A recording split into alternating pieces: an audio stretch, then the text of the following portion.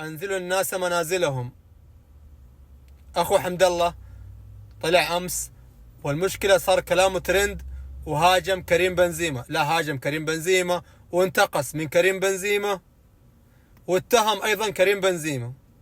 في أشياء مضحكة قالها، من ضمنها قال إنه كريم بنزيما بيغار من حمد الله إنه جايب أهداف أكثر منه. كلام مضحك. هذا كريم بنزيما، هذه حقيقة.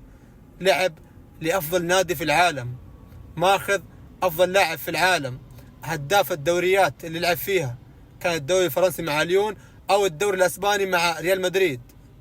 ما في مقارنة.